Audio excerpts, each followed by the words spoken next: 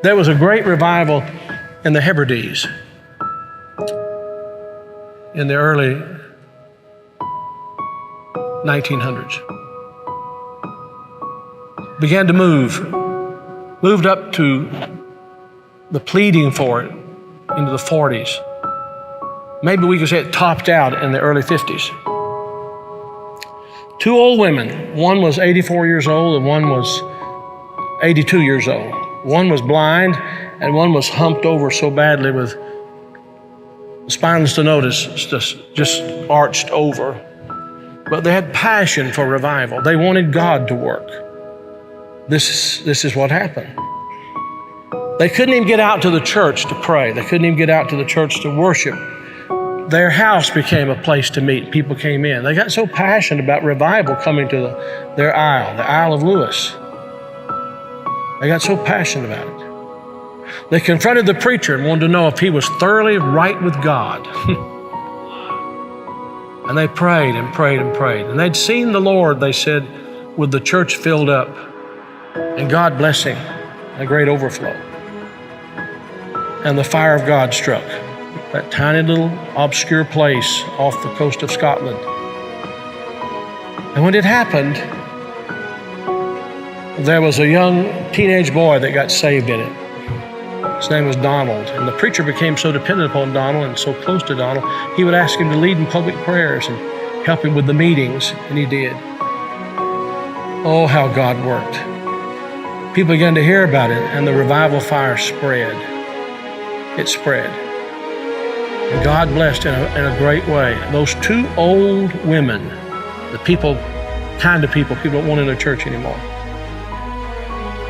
And from that same island, there was a young girl who was a cousin to Donald Smith, who immigrated to America. Her name was Marianne Smith McLeod. She came to America, and in 1936, she met a man named Fred. And they were married. They fell in love. They were married. God blessed in a great way. And those old women were her aunts. And they came out of that fiery revival, They really experienced revival. And they sent a Bible, a copy of the Word of God that had been used in a special way in that revival, to Marianne. She started having children. I think it was 1937, she had her first child. They named him after his father, Fred. Then she had her second child, named after herself, Marianne. Then she had her third child, Elizabeth. Then she had her fourth child, and she was so impacted by this teenage boy God had used in that revival of the Hebrides. She named him Donald. And she gave him that Bible, that Hebrides Revival Bible. He was born in 1946.